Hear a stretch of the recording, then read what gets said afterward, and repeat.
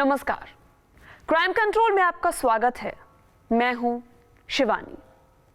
बहन की रक्षा करना उसके लिए जानलेवा साबित हुआ। आए दिन छेड़खानी से तंग आकर बहन ने भाई से अपनी तकलीफ बयां की, जिसके बाद भाई ने एक भाई का फर्ज निभाते हुए मंचलों को सबक सिखाने की ठानी, लेकिन अपराधी उस पर भारी पड़ गए। फिर जमकर बवाल मचा और दर्जनों लोग अस्पताल पहुंच गए। क्राइम कंट्रोल में आज हम बहन की रक्षा के लिए हुए खून खराबे की वारदात से पर्दा उठाएंगे। उन्होंने पहले प्यार किया, फिर दोनों ने शादी कर ली, लेकिन दोनों के प्यार को न जाने किसकी नजर लगी कि 2-4 साल में ही उनके रिश्ते में खटास आनी शुरू हो गई। लेकिन नौबत इतनी जल्दी खून खराबे तक जा पहुंचेगी, इसका अंदाजा किसी को नहीं था। गाजियाबाद में एक पति ने अपनी पत्नी पर चाकू से वार कर उसे लहूलुहान कर दिया। घायल युवती की हालत गंभीर बनी हुई है।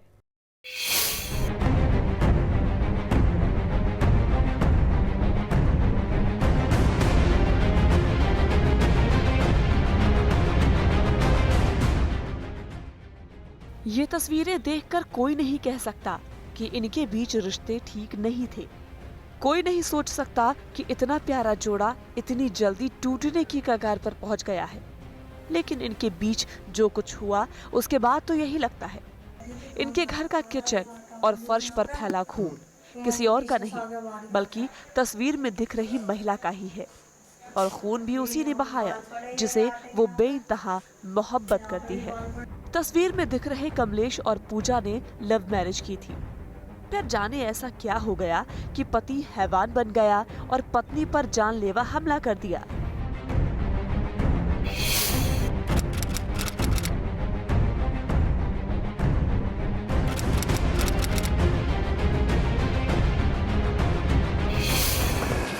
कविनगर थाने के रजापुर गांव में उस वक्त हड़कंप मच गया जब एक शख्स ने अपनी पत्नी पर घर के अंदर धारदार चाकू से हमला कर दिया। पत्नी लहूलुहान हो गई। घर में चारों तरफ खून पसर गया। जिस वक्त पूजा पर हमला किया गया उस वक्त वो अपने घर की रसोई में खाना बनाने की तैयारी कर रही थी, लेकिन वो खाना बनाकर परिवार को खिला पाती उससे पहले ही हैवान बने पति के गुस्से का शिकार बन गई। पति बन गया हैवान, चाकू से किया पत्नी पर वार। महिला के परिवार के मुताबिक कमलेश और पूजा की शादी 4 साल पहले ही हुई थी, लेकिन जल्दी ही दोनों के बीच शक ने अपनी जगह बना ली। उसके बाद रिश्ते धीरे धीरे बिगड़ने शुरू हो गए। वारदात के दिन कमलेश और पूजा में किसी बात को लेकर विवाद हुआ था, जिस पर पूजा की मां ने कमलेश को डांटा था। शायद इसी बात से वो नाराज हो गया और तुरंत ही किचन में जाकर पूजा की गर्दन पर चाकू से हमला कर दिया और पूजा वही बेहोश हो गई। क्या हुआ था बेटा? कुछ नहीं, इनके आपस में कुछ लफड़ा हो रहा था। किससे? भाई साहब से हो रहा था, हमारे जीजा से। तो बाहर गए, पीछे से आया, कुछ पता नहीं क्या हुआ, आके लेटे हैं। फिर शाम में 6:30 बजे की बात है। वहाँ आटा गूंदी थी मेरी बहन, वो पीछे से आकर उसके वार करके 2-3 बार वार किया था। उंगली पे भी हो लगा, वो सीधा इंगे को काट दिया रोड पे।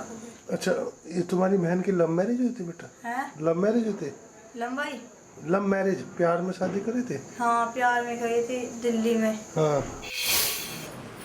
घटना के बाद आरोपी पति फरार हो गया।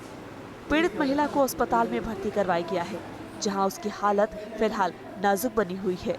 वही सूचना मिलते ही पुलिस मौके पर पहुंची और फरार आरोपी पति की तलाश के लिए टीम गठित कर जांच शुरू कर दी है। क्राइम कंट्रोल के लिए गाजियाबाद से सोनू अरोरा के साथ bureau report, news state Uttarakhand, Uttar Pradesh. बहन के साथ हो रही छेड़खानी का विरोध करना उसे इतना महंगा पड़ा कि देखते ही देखते सड़क पर संग्राम छिड़ गया। गांव के लड़के आए दिन लड़कियों के साथ छेड़खानी कर रहे थे। इसकी शिकायत पर उसके भाई ने आरोपियों का विरोध किया, जिसके बाद जमकर लाठी डंडे चले। दर्जनों लोग लहूलुहान हो गए। वहीं सूचना पर मौके पर पहुंची पुलिस इसे पारिवारिक मामला बताने में जुटी हुई है।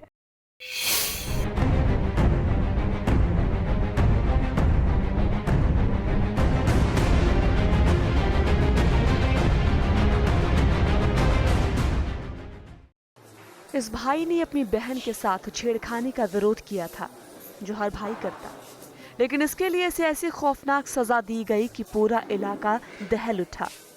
देखते ही देखते इतने लाठी डंडे चले कि हालात तनावपूर्ण हो गए। हालात बिगड़ते देख इलाके में पुलिस बल तैनात करना पड़ा। दोनों पक्षों की ओर से जमकर हंगामा खड़ा हुआ। धारदार हथियार से भी एक दूसरे पर जानलेवा हमला किया गया, जिससे कई लोग गंभीर रूप से घायल हो गए।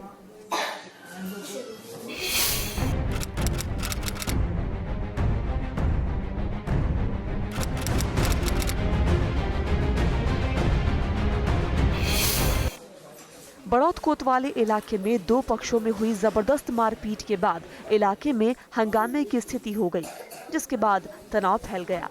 आरोपी पक्ष ने पीड़ित पक्ष के लोगों पर हमला कर दिया और धारदार हथियार से उन्हें बुरी तरह से घायल कर दिया। पीड़ित परिजनों और इलाके के लोगों के मुताबिक सवाखेड़ी गांव के कुछ युवक आए दिन इलाके की लड़कियों से छेड़छाड़ करते थे।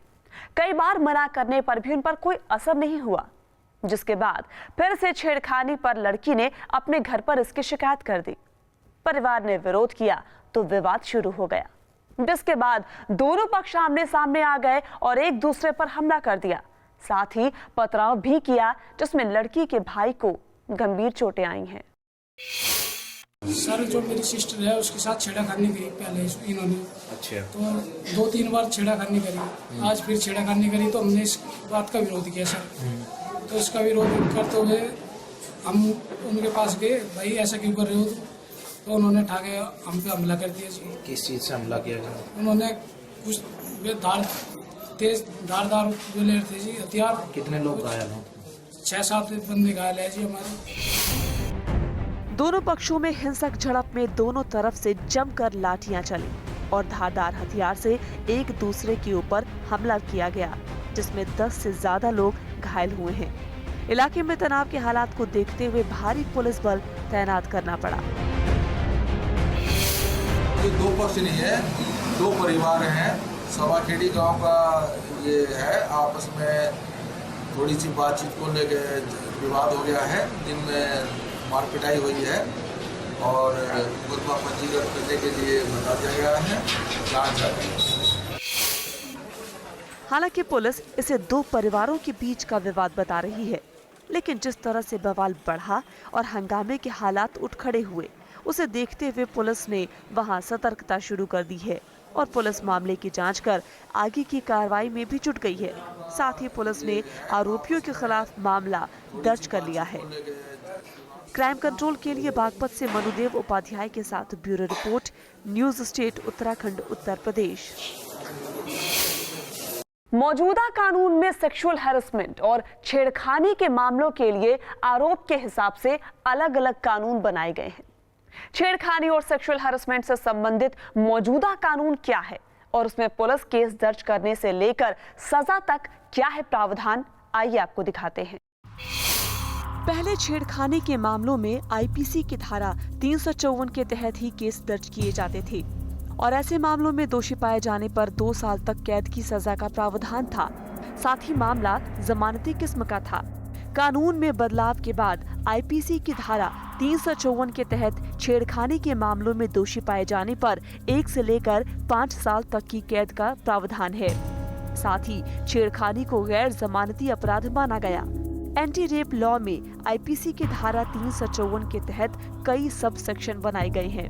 इसके तहत अलग अलग मामलों में अलग अलग कानूनी प्रावधान किए गए हैं। आईपीसी की धारा 354A, 354B, 354C और 354D का प्रावधान किया गया।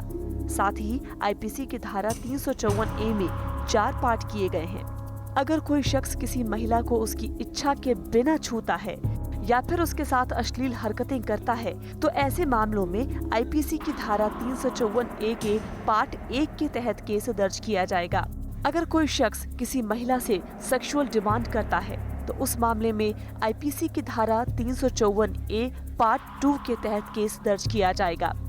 अगर कोई शख्स किसी महिला को उसकी मर्जी के खिलाफ अश्लील फिल्म दिखाता है, तो आईपीसी की धारा 354A पार्ट 3 के तहत केस दर्ज किए जाने का प्रावधान है।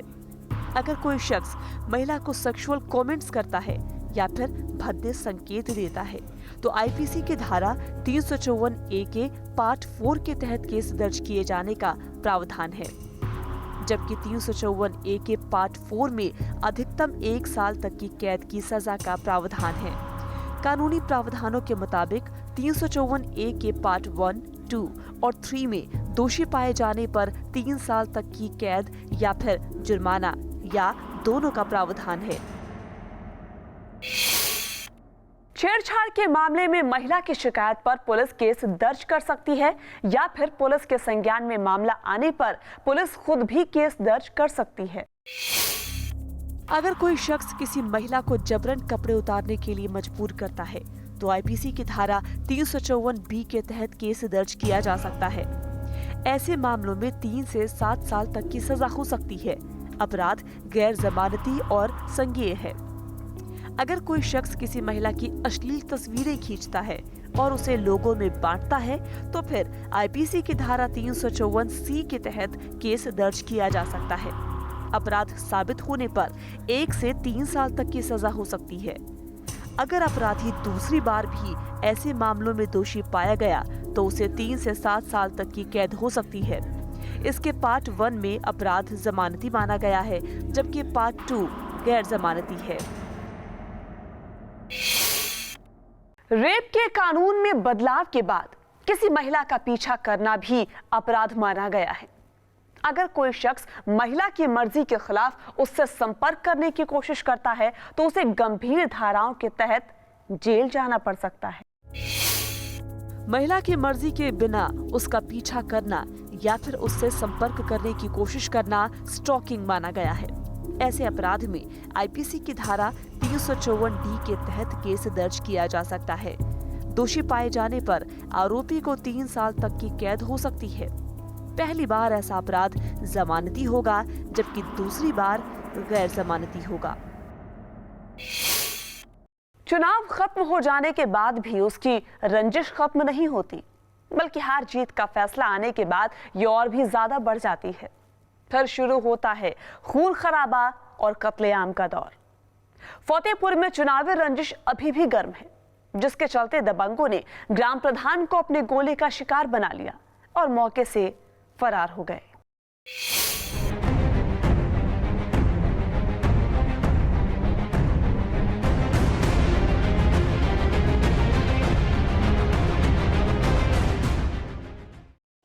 पंचायत चुनाव की आग अभी तक धधक रही है। उसकी लपटें अभी भी कईयों का घर जला रही हैं, कईयों की जिंदगी लील रही हैं। अस्पताल के स्ट्रेचर पर पड़े ये शख्स उसी आग की लपटों में घिरे और अस्पताल पहुंच गए। ये गांव के ही दबंगों की गोली का शिकार हो गए। इनके घर के बाहर ही आरोपियों ने इन पर ताबड़तोड़ गोलियां बरसाईं और फरार हो गए, जिनकी तलाश में पुलिस जुट गई है।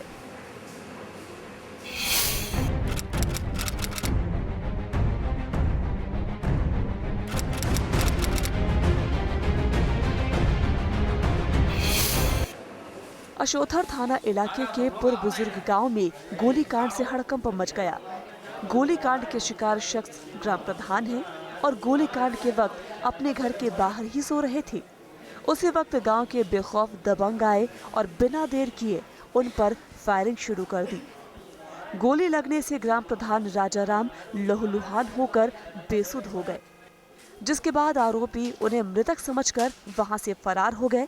लेकिन गनीमत रही कि उनकी सांसें अभी चल रही थी। खबर मिलते ही तुरंत उन्हें अस्पताल पहुंचाया गया। रात में हमने देखा नहीं, रात 11:30 बजे के कांड में। कहाँ पे गोली लगी है?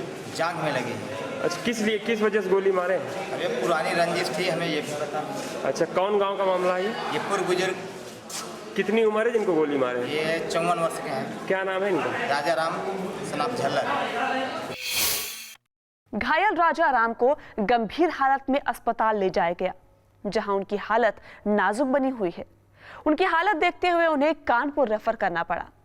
परिवार के मुताबिक पंचायत चुनाव के बाद से ही दबंगों से उनकी रंजिश चली आ रही थी। पहले भी कई बार वो जानलेवा हमला कर चुके हैं, लेकिन आरोपियों के तार सत्ताधारी पार्टी से जुड़े होने के चलते पुलिस ने तब कोई कार्रवाई नहीं की, जिससे आलम यह हुआ कि अपराधियों के हौसले और बुलंद हो गए और ये खौफनाक नतीजा देखने को मिला। राम रूपन चुनावी रंजिश थे, हमारी पुरानी चली है। अच्छा। उसी से विवाद था। अच्छा। और लगातार 3 बार से हम प्रधान। हाँ। इसलिए चुनावी रंजिश की वजह से विवाद। कौन सा गांव है? पूर्व बुजुर्ग। अच्छा, काहे से गोली मारे? बस लाश मारा, गोली बंदूक या तमंचा से गोली लगी। एप्लीकेशन दे दी है? एप्लीकेशन दे दी, FIR हो गई। कितने लोगों के नाम? 6 लोगों के नाम FIR। वहीं पुलिस का कहना है कि 6 लोगों के खिलाफ मामला दर्ज कर उनकी तलाश की जा रही है। जल्द ही आरोपियों को गिरफ्तार कर लिया जाएगा। थाना सोथर क्षेत्र में एक रात में घटना हुई, गोली चली थी जिसमें एक व्यक्ति घायल है। तो उन्होंने 6 व्यक्तियों के खिलाफ मुकदमा कायम कराया। मुकदमा कायम है, विवेचना जो सही होगा करते हैं। चुनावी रंजिश में पहले भी खूनी संघर्ष की कई घटनाएं सामने आ चुकी हैं। हार जीत के चक्कर में पड़कर लोग इतने बेसब्र और उग्र हो जाते हैं कि कानून की धज्जियां उड़ा देते हैं और पुलिस उनके रसूख और प्रभाव में आकर कड़ी कार्रवाई से बचती रहती है, जो इन्हें और बढ़ावा देती है। क्राइम कंट्रोल के लिए फतेहपुर से राजेश सिंह भदौरिया के साथ bureau report, news state Uttarakhand, Uttar Pradesh. रोज की तरह वो सुबह की सैर पर निकले थे, लेकिन इस बार ये सैर उनकी आखिरी सैर साबित हुई। मॉर्निंग वॉक पर निकले बुजुर्ग की बाइक सवार बदमाशों ने गला घोंटकर हत्या कर दी और शव को खेत में फेंक दिया। वारदात से गांव वाले बेहद गुस्से में हैं। पुलिस भी वारदात की जांच में जुटी है। घटना मिर्जापुर की है।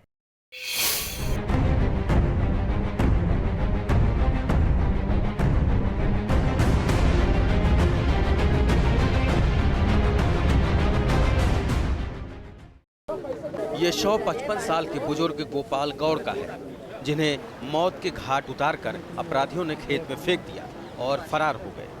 ये रोज की तरह मॉर्निंग वॉक पर निकले थे, लेकिन बेखौफ बदमाशों की बदनीयती का शिकार हो गए। बुजुर्ग की हत्या क्यों और किसने की, इसके बारे में कोई जानकारी नहीं है। गांव वालों और परिजनों के मुताबिक उनकी किसी से कोई दुश्मनी नहीं थी। बावजूद इसके वो अपराधियों के निशाने पर कैसे आ गए, इसकी पड़ताल जारी है।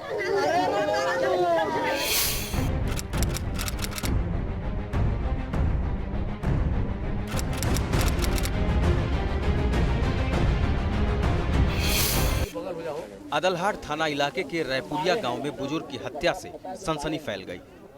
3-4 बजे भोर के वक्त गोपाल गौड़ मॉर्निंग वॉक पर गए थे, फिर लौटकर घर नहीं आए।